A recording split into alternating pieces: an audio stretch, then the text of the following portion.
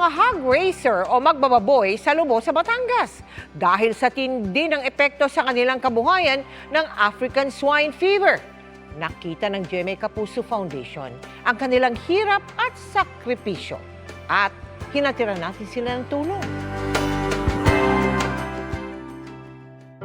May 13 koral ng baboy si Juben dito sa Lobo sa Batangas. Pero ni isang anino ng baboy, wala kang makikita. Ang 45 kasi niyang alaga, lahat namatay. May mga utang pa sa pamakain, wala kaming pagkukunan pa. Si Lita naman, napapaluha na lang tuwing nakikita ang mga natitira niyang alagang baboy. Namatay rin kasi ang ilan niyang alaga. Sa pagbababoy nga raw niya napagtapos ang 4 na anak. Napapaiyak pa. Sabi ko, palibasa po, talagang ang laki po ng naging tulong ng amin pong mga alagang yun. Ang sanhi ng pagkamatay ng mga baboy sa Lobo, ASF o African Swine Fever.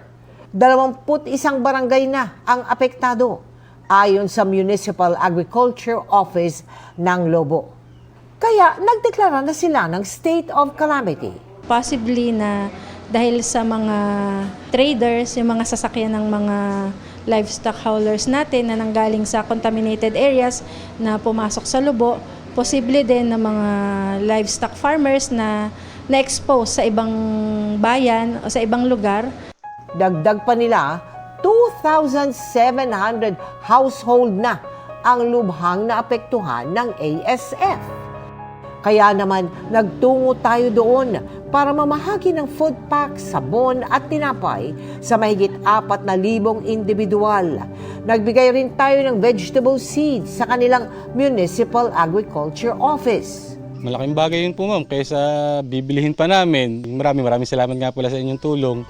Sa mga nais tumulong, bisitahin lang ang GMA Kapuso Foundation website na www.gmanetwork.com/kapusofoundation/donate.